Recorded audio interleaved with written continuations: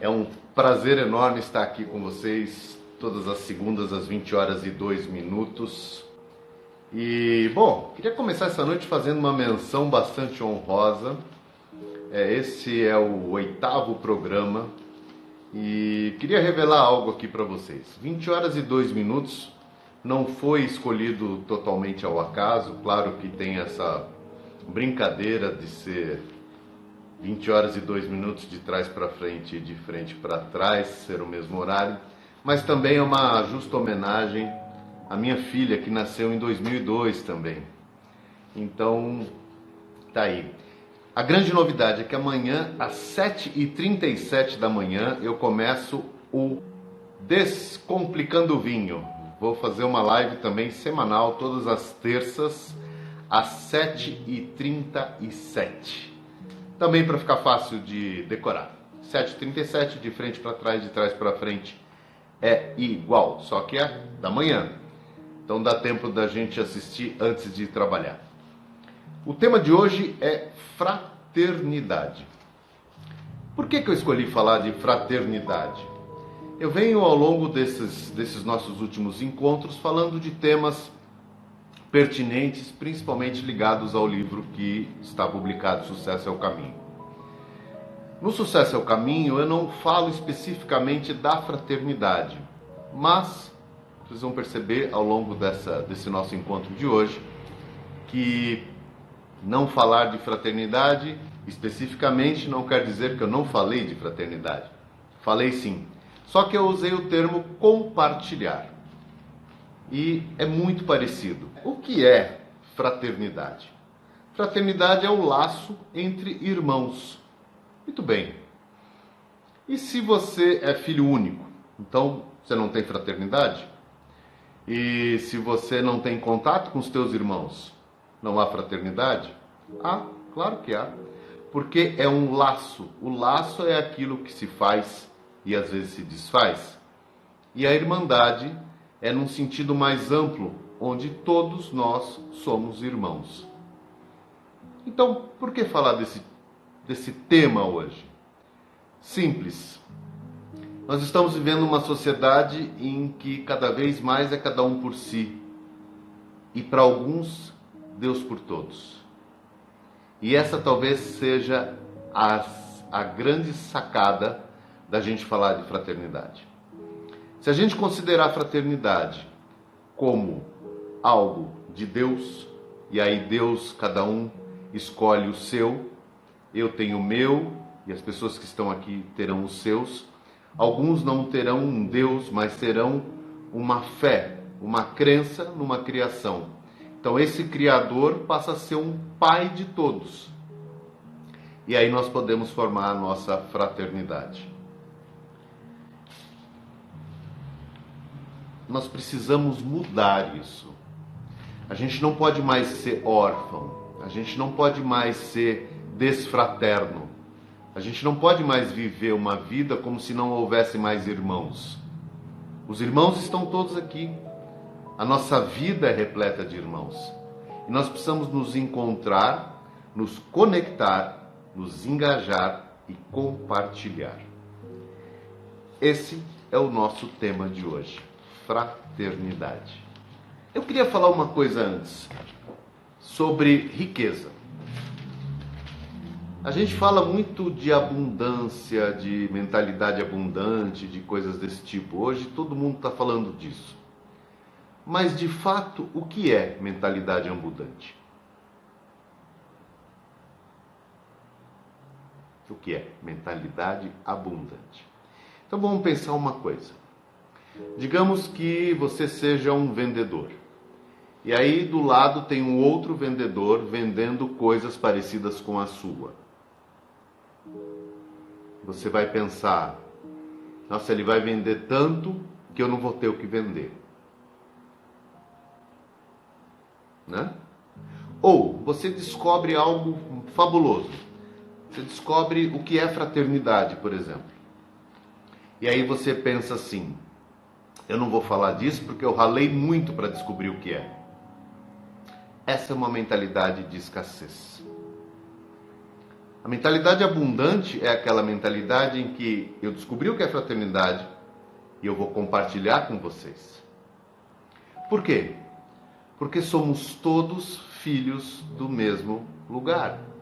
Portanto, sempre há algo para mim. É uma promessa. Basta ter fé, basta acreditar. E quanto mais a gente pratica, quanto mais a gente acredita que nós podemos ter mais, nós caminhamos nessa mesma direção. E essa mentalidade abundante começa a fazer parte das nossas vidas também. Portanto, eu não preciso ter medo se o que eu faço, se o que eu estudo, se o que eu tenho vai rarear, vai deixar de existir, ou eu não vou conseguir atingir um objetivo. Pelo contrário, quanto mais pessoas eu puder engajar, mais eu tenho a possibilidade de fazer com que isso cresça e mais pessoas ao meu lado vão poder fazer com que isso cresça também. O que acontece com o mundo, com esse pensamento, com essa mentalidade de escassez, é o que a gente vê, infelizmente, em quase todo o planeta. Para a gente ter uma ideia, 1% de pessoas no mundo detém 99% da riqueza. Quer algo pior? 8 pessoas, 8 bilionários, têm uma fortuna, uma riqueza equivalente a 3,6 bilhões de pessoas. Ou seja, metade da população carente do mundo produz o equivalente a 8 pessoas. É incrível isso, não é?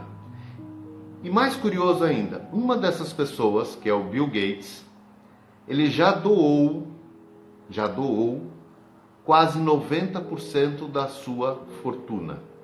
Ele criou uma entidade filantrópica, onde ele doa 90% do que ele fez de fortuna para essa doação.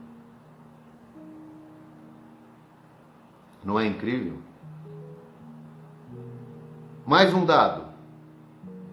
Os judeus representam 0,1% da população do mundo.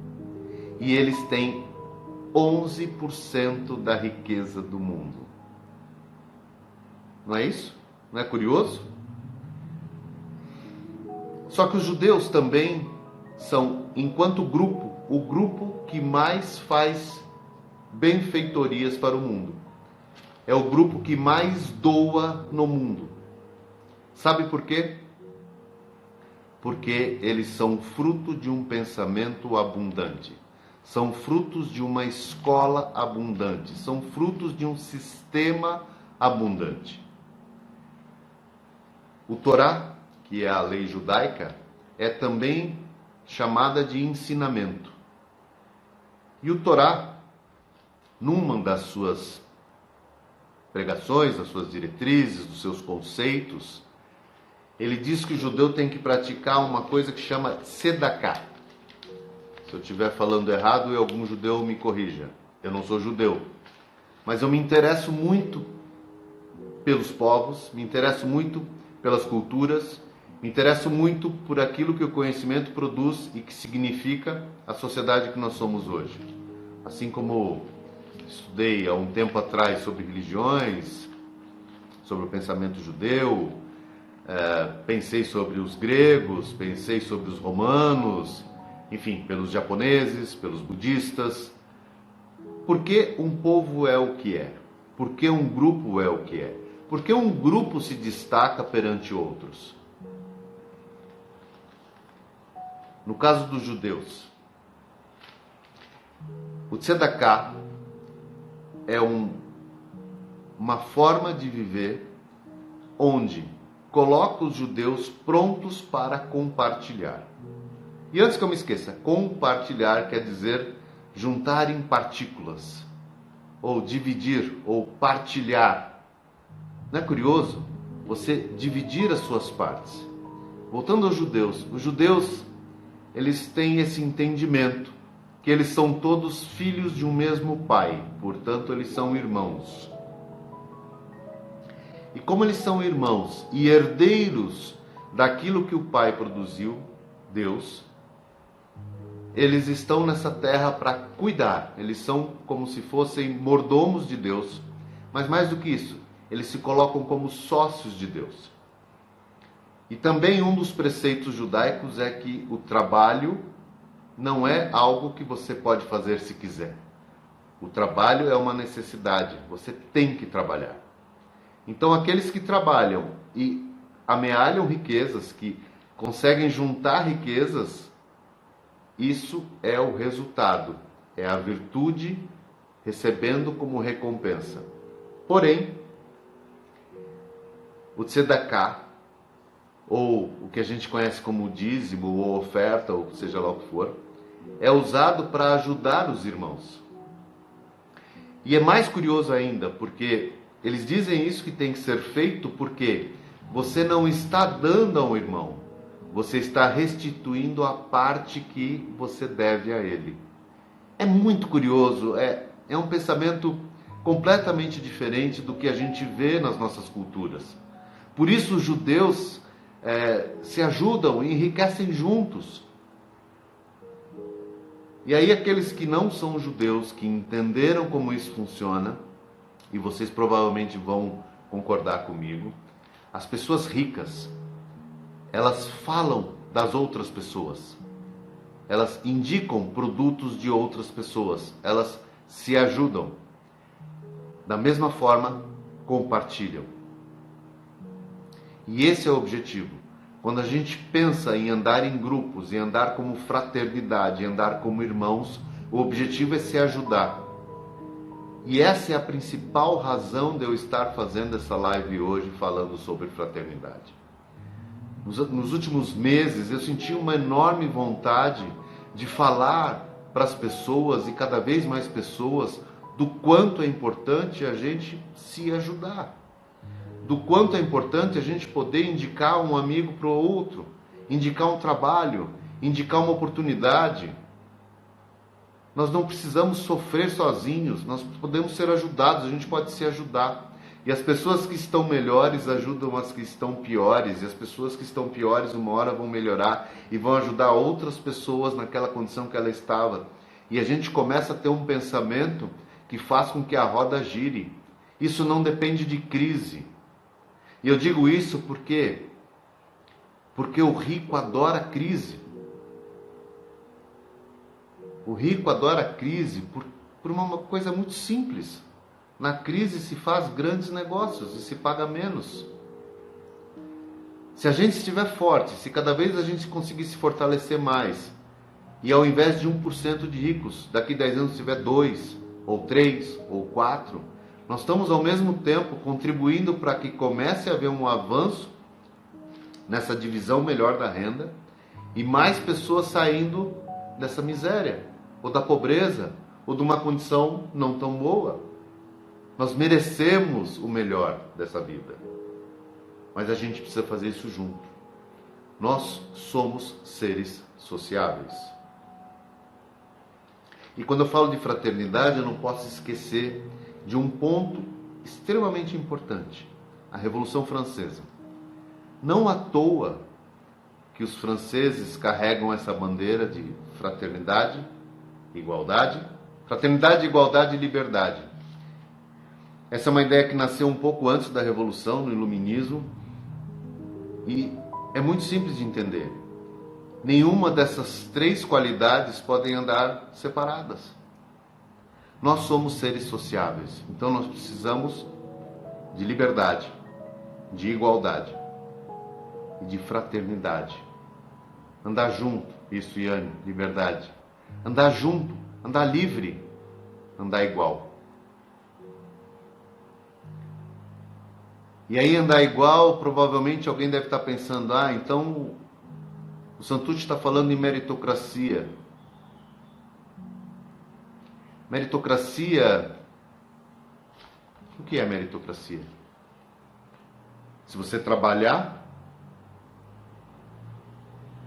você vai ganhar, você vai conquistar. Existem muitas pessoas competentes que não estão ricas ou que estão em dificuldades, o que é pior. Então não é só uma questão de meritocracia.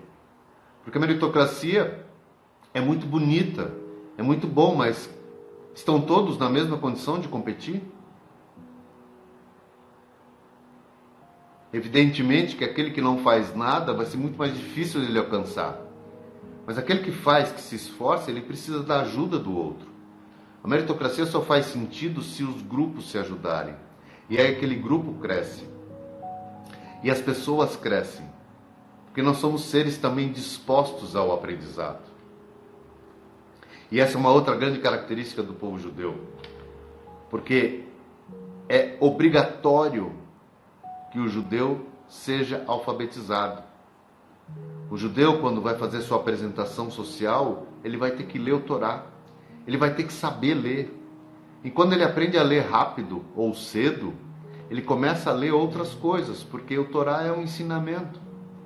Então ele sai na frente, porque um dos grandes pilares da riqueza, isso basta conversar com qualquer pessoa rica, ela vai te dizer: eu trabalho para ter liberdade. E a hora que eu atinjo liberdade, eu continuo trabalhando para ter conhecimento. Esse é o grande barato. A riqueza foi feita para ser compartilhada, para ser dividida. Ninguém precisa mais do que 1 milhão, 2 milhões, sei lá, cada um vai ter um valor. Mais do que isso, para quê? E aí você vai estudar. E quanto mais a gente começa a falar dessas coisas, a trocar entre irmãos, entre irmãs, trocar entre pessoas que a gente cria laços, quanto maior for a nossa fraternidade, maior é a nossa possibilidade de crescer. Somos seres sociáveis, seres que crescem em grupos.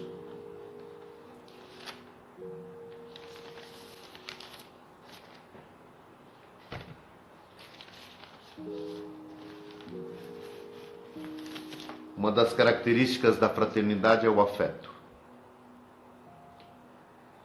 Obviamente que a gente acaba escolhendo ou sendo escolhido para fazer parte de algum grupo.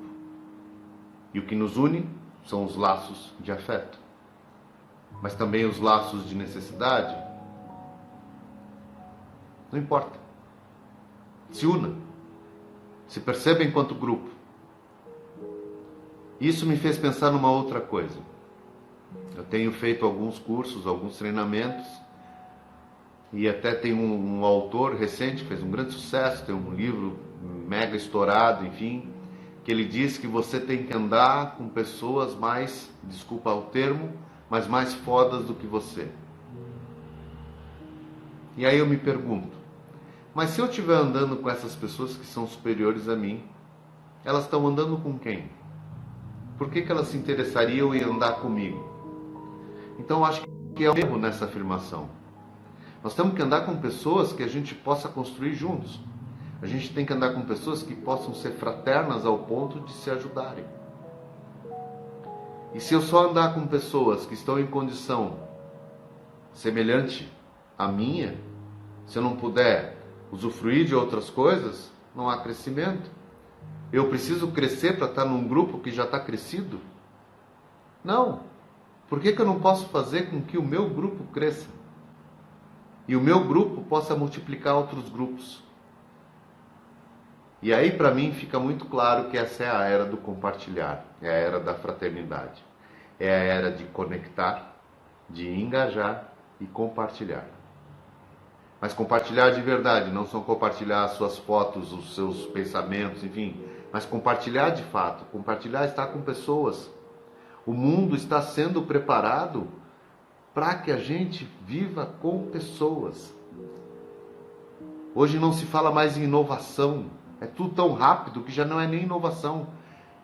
A gente tem que ficar atento, porque esses avanços tecnológicos não estão tirando nossos empregos, enfim, eles estão nos dando uma oportunidade de conectar pessoas, ficar próximos a pessoas, engajar com pessoas e compartilhar.